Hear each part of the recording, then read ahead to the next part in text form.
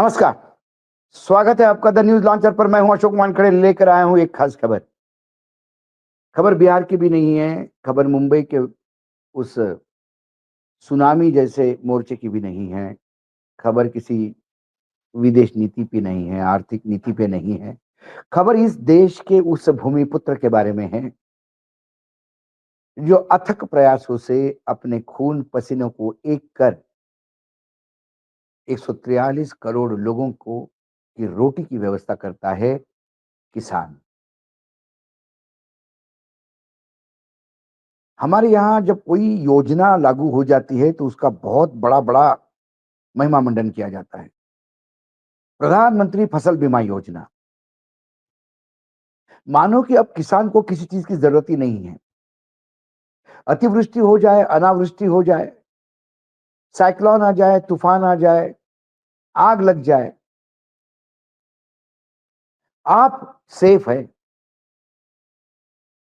आपका नुकसान अब प्रधानमंत्री फसल बीमा योजना के तहत मिलेगा। भोले है इस देश की जनता, किसान तो बहुत सबसे ज्यादा भोला है। तालियां बजाता है, मेहनत दुगनी करता है और सोचता है कि मेरा प्रधानमंत्री मेरे पीछे खड़ा है। लेकिन निर्लज्जता का अमृतकाल है ये। इस फसल बीमा योजना के तहत क्या मुआवजा मिलता है, यदि मैं आपको कहूं तो आप मुझ पर भी विश्वास नहीं रखेंगे। इसलिए ये हेडलाइन भी देख लीजिए, नवभारत टाइम्स है, हिंदी का दिल्ली का बड़ा अखबार है। उसकी उसने भी इस खबर को दिया है, जनसत्ता ने इस पे संपादकीय लिखा है। वहां सरकार फसल नुकसान के लिए दी गई 3, 5 और 8 की राहत।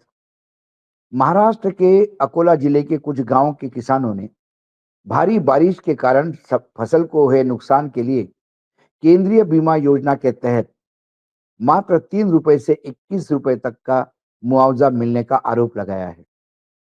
इस सहायता को उनकी दुर्दशा का मजाक करार दिया है। प्रधानमंत्री फसल बीमा योजना पीएमएफबीवाई के तहत दिवाली से पहले मिली इस वित्तीय सहायता पर निराशा व्यक्त करते हुए किसानों ने बृहस्पतिवार को, अभी 2 दिन पहले, जिला कलेक्टर कार्यालय पर विरोध प्रदर्शन किया और चेक के माध्यम से राशि वापस कर दी। किसानों ने ये कहा कि यह राहत नहीं बल्कि किसानों का मजाक है।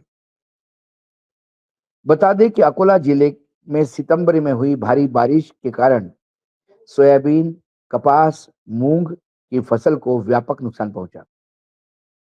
राज्य ने आश्वासन दिया था कि दिवाली से पहले प्रभावित किसानों को आर्थिक सहायता प्रदान की दी जाएगी। किसानों के अनुसार उन्हें मुआवजा प्रक्रिया के लिए राजस्व अधिकारियों को अपना भूमि रिकॉर्ड, आधार और बैंक विवरण सहित सभी अत्यावश्यक दस्तावेज जमा कर दिए गए थे। हालांकि कई किसानों ने कहा कि सरकार के पास धन उपलब्ध होने के बावजूद धनराशि के अंतरित किए जाने में देरी हुई। कुछ किसानों ने स्थानीय राजस्व कर्मचारियों द्वारा औपचारिकताएं पूरी करने में लापरवाही बरताने का भी आरोप लगाया। किसानों ने बताया कि प्रधानमंत्री फसल बीमा योजना के तहत मुआवजे की राशि सीधे किसानों के बैंक में जमा की जाती है, लेकिन कई मामलों में जमा की गई राशि 3 रुपए से लेके 21 रुपए 85 पैसे तक की थी। दिनोदा गांव के एक किसान ने कहा कि हमारी सारी फसलें बर्बाद हो गई है। सरकार हमसे यह वित्तीय सहायता स्वीकार करने की उम्मीद रखती है। 3 रुपए 21 रुपए, यह किसानों का अपमान है। मुआवजे के रूप में मामूली रकम मिलने से नाराज दिनोदा गांव, कसवा गांव और कुटासा गांव के किसानों ने जिला कार्यालय पर कलेक्टर के कार्यालय पर निर्देश विरोध प्रदर्शन किया और कलेक्टर को चेक सौंप कर धनराशि वापस कर दी। प्रदर्शनकारियों ने पूछा कि क्या वाकई इसे राहत कहना चाहिए। जब हमने भारी नुकसान हुआ तो इतने कम रुपए में क्या किसी की मदद हो सकती है? कुछ लोगों का जो वहां पे विरोध कर रहे थे, उनका कहना था, अगर आप किसानों का सम्मान नहीं कर सकते तो कम से कम उनका अपमान न करें। यह सहायता नहीं बल्कि उपहास है। किसान समूह ने सरकार से मुआवजे के आंकड़ों की समीक्षा करने और वास्तविक नुकसान के आकलन के आधार पर उचित भुगतान की घोषणा करने की मांग की है। ये खबर नहीं, ये वो नग्न सत्य है जो सरकारी घोषणाओं का इम्पैक्ट है। प्रधानमंत्री फसल बीमा योजना के तहत सभी किसानों को इंश्योर्ड किया गया। यही कहा गया था ना। इस सरकार ने क्या किया किसानों के लिए? जब ये सवाल पूछता है तो कोई भी तो सरकार की तरफ से जवाब आता है कि देखो, प्रधानमंत्री फसल बीमा योजना भी है, सस्ता यूरिया है, बीज मुहैया करवाए दिए जा रहे हैं, अब यूरिया के लिए लाइन नहीं लगती, खाद के लिए लाइन नहीं लगती। और दूसरी तरफ अखबारों में खबरें छपती है कि खाद के लाइनों में झगड़े हुए, सर फूटे। विधायक अपने ही सरकार को सवाल पूछते हैं कि खाद खाद के लिए जो लाइनें हैं वो कब बंद हो जाएगी। सरकार ने एमएसपी घोषित की। बिहार के चुनाव में सरकार ने ये घोषणा की है, एनडीए गठबंधन ने, कि सभी फसलों को एमएसपी दी जाएगी। लेकिन ये एक ढकोसला है, एक एक ऐसा ट्रैप है जिसमें भोला किसान जल्दी आ जाता है। एमएसपी ये मैक्सिमम प्राइस नहीं है, ये मिनिमम सेलिंग प्राइस है। कम से कम थोड़ा किसान का खर्च निकल जाए। और एमएसपी घोषणा करने के बाद लगातार किसान आंदोलन में ये बात प्रमुखता से सामने रखी गई कि एमएसपी को कानूनी जामा पहनाइए, इसको लीगल करिए। जिस दिन एमएसपी कानून बन जाएगा, उस दिन एमएसपी के नीचे कोई भी वो फसल खरीदेगा तो उसे गुनाह माना जाएगा। लेकिन सरकार किसानों से ज्यादा व्यापारियों के हित को देखती है, इसलिए एमएसपी को लेके कोई कानून नहीं बना। महाराष्ट्र में एमएसपी पे सोयाबीन खरीदने की बात कही गई। मुख्यमंत्री ने कहा कि बहुत जल्दी खरीदेंगे, कब खरीदेंगे किसी को पता नहीं। पुराना पड़ा हुआ सोयाबीन है, कुछ लोगों का सोयाबीन तो बह गया, डूब गया। जिनका बचा वो बेचना चाहते हैं क्योंकि उधारी चुकानी है और कोई चारा नहीं है। ये 3-3 रुपए के जो चेक है और 21 रुपए 80 पैसे के चेक है, उससे क्या होगा?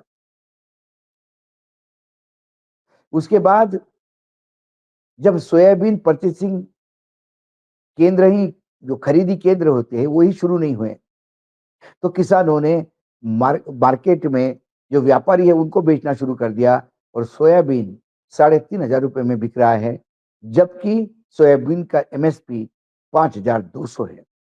सोयाबीन की मार्केट प्राइस 6,000 से लेकर 8,000 तक हो जानी चाहिए थी, लेकिन बाहर से आयातित सोयाबीन तेल ने यहाँ के सोयाबीन किसानों की कमर तोड़ दी।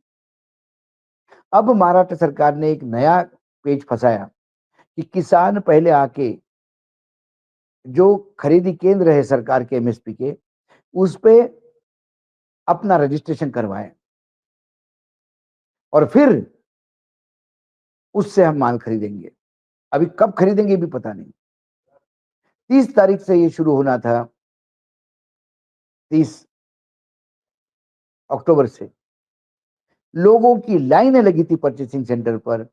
जब आप रजिस्ट्रेशन करने जाते हैं तो उसको पूछा गया ये खेत किसके नाम पे है। उन्होंने कहा कि मेरी बूढ़ी माँ पे, 85 साल की उम्र है, गांव में है।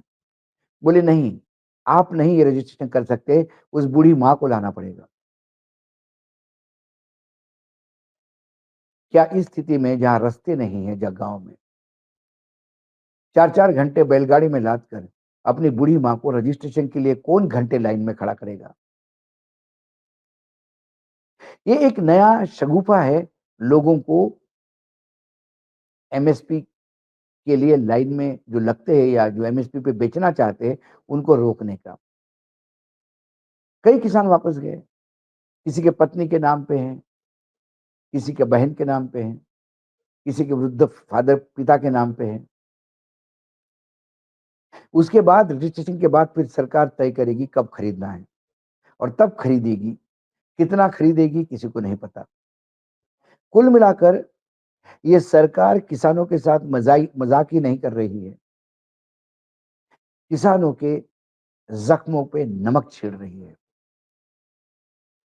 प्रधानमंत्री फसल बीमा योजना कितना बड़ा फ्रॉड है, ये इस अकोला जिले के किसानों के विरोध से सारी दुनिया को पता पड़ गया।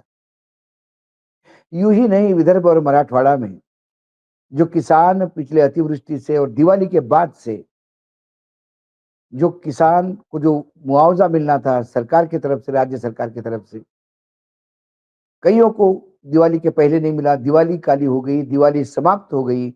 आज दिवाली का अंतिम मतलब तुलसी विवाह से खत्म हो जाता है सब, दिवाली का पूरा पर्व वो भी हो जाएगा।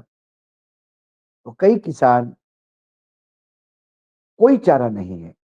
न्यायपालिका विरोध नहीं करने देती, नेता विरोध के नाम पे अपनी रोटी सेकते हैं, सरकार झूठे आश्वासन देती है और कार्यपालिका सरकार की ही दरबार में नृत्य करती है। ऐसे में किसान जाएगा तो क्या जाएगा।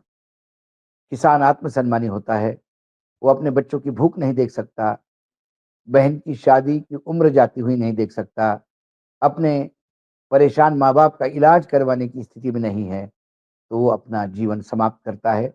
रोज का एवरेज 16 से 20 का है, 16 तो कभी 20 के बीच में ये आंकड़ा रोज का है विदर्भ और मराठवाड़ा से। और सरकार मस्त है, किसान पस्त है। आज इस विशेष कार्यक्रम में इतना ही। कल फिर आता हूँ किसी विषय के साथ, तब तक के लिए नमस्कार। देखते रहिएगा द न्यूज लॉन्चर।